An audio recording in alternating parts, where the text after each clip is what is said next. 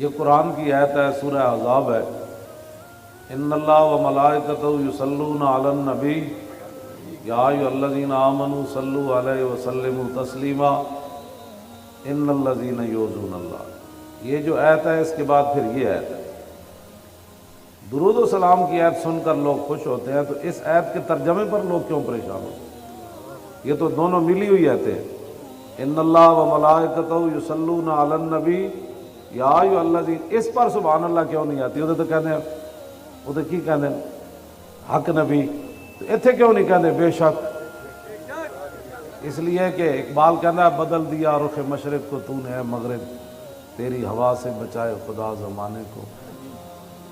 اس لیے کہ وہاں سے دن رات تربیت یہ ہو رہی ہے کہ بہتر ہے کہ ان شعروں کو سکھا دے رمے آؤ، بہتر ہے کہ ان شعروں کو سکھا دے رمے آہو، اور باقی نہ رہے شعر کی شعری کا فسانہ، اور کرتے ہیں غلاموں کو غلامی پہ رضامند، اور تعویل مسائل کو بناتے ہیں بہانہ۔ یہ امام تقی الدین سبکی ہیں جنہوں نے، میں صرف اس کے اندر جو آپ نے بات شروع کی ہے نا وہاں سے میں آپ کے سامنے، یہ پوری کتاب ہے اور اس کے تقریباً عربی میں ہے، اس کے تقریباً 750 کے قریب صفحات ہیں۔ اس کے اندر آپ نے جو ایک بات کی ہے نا، میں نے صرف اس لیے منگائی ہے، ساتھ بھی لایا ہوں، وہ آپ کو سمجھ آ جائے تو پھر میرے لیے بھی کامیابی اور آپ کے لیے بھی۔ آپ فرماتے ہیں مجھ سے ایک فتویٰ پوچھا گیا گستاخ رسول کے بارے میں، ایک عیسائی نے حضور کے خلاف بات کی ہے اور اسی میں حضور کے دل کا سکون ہے۔ انہوں نے لکھا کہ من ولوغ حاذل القلب، اس کتے کے بھونکنے سے جو رسول اللہ کو تکلیف ہوئی ہے، اس کتے کا علاج یہ ہے کہ اس کو قتل کر دیا جائے۔ عیسائی نے حضور کے خلاف بات کی۔ آپ نے فرمایا کہ وَيُطَهَّرُ الْجَنَابُ الرَّفِيعُ، کہ حضور کی جو جناب اقدس ہے، جن کا مقام بلند و بالا ہے، ان کے شان کا یہی تقاضا ہے کہ اس کتے کو بھونکنے سے روکنے کے لیے اس کی گردن اتار دی جائے۔ آگے پھر آپ نے بات کرتے کرتے آگے جو بات کی ہے نا وہ بڑی عجیب کی ہے۔ آپ نے فرمایا کہ لا تقبل توبتہ، گستاخ رسول کی کبھی بھی توبہ قبول نہیں ہوگی۔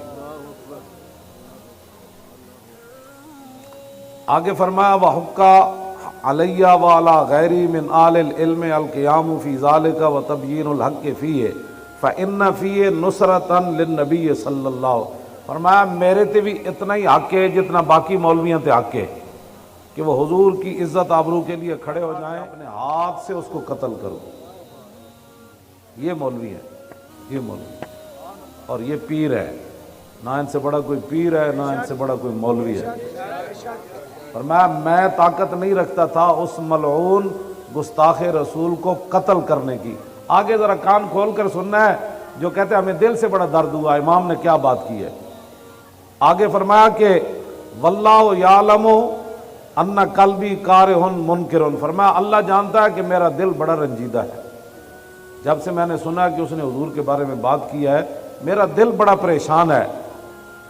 یہ جو لفظ ہے نا، سونا کا پانی بھی ہونا تو اس کا حق ادا نہیں کر سکتے۔ فرمایا ولیکن لا یکفی الانکار بالقلب ہاہنا، فرمایا حضور کا مقام ایسا ہے کہ جب یہاں کوئی بات کر دے تو پھر دل پریشان ہونے سے بارگاہ رسالت میں یہ بات کافی نہیں ہوتی، بلکہ ہاتھ سے یا زبان سے یا قلم سے اس کا جب تک رد نہ کرے۔ یہ رسول اللہ کا غلام نے یہ بات، وہاں صرف دل سے بات نہیں چلتی، میرا دل بڑا پریشان ہے۔ تو آگے کیا لکھا فَأُجَاهِدُ بِمَا أَقْدِرُ عَلَيْهِ مِنَ اللِّسَانِ وَالْقَلَمِ، آپ نے فرمایا پھر جو میرے پاس ہے، ہاتھ تو میرا وہاں تک پہنچا نہیں، اللہ نے مجھے قلم دیا تو میں نے حضور کی عزت پر یہ اتنی موٹی کتاب لکھی۔ اور آگے کیا کہا، اگلی بات بھی سنیں۔ یہاں تو ایک تقریر کر کے ایک نعت پڑھ کے تو ایک لوگ دیگ پکا کے وہ سمجھتے ہیں نا ہم نے حضور کا حق ادا کر دیا۔ فرمایا وَأَسْأَلُ اللَّهَ، میں اللہ سے یہ سوال کرتا ہوں عدم المؤاخذۃ بما تقصر یدی عنہ، یا اللہ جو میرا ہاتھ اپنے نبی کے لیے نہیں نہ اٹھا، قیامت والے دن یہ میرا گناہ تو نے معاف کر دینا ہے۔ جس طرح اللہ ان کو بخش دے گا نا، مجھے امید ہے کہ میں نے اپنے قلم سے حضور کی عزت پر اتنی بڑی کتاب لکھی، اللہ مجھے بھی بخش دے گا۔ اتنی بڑی کتاب اس کے اندر انہوں نے لکھی، یہ بات امام تقی الدین سبکی نے۔ آپ اپنے سینوں کو گندگیوں سے پاک کریں، اور جب رسول اللہ کی بات آئے تو ادھر ادھر نہ دیکھیں۔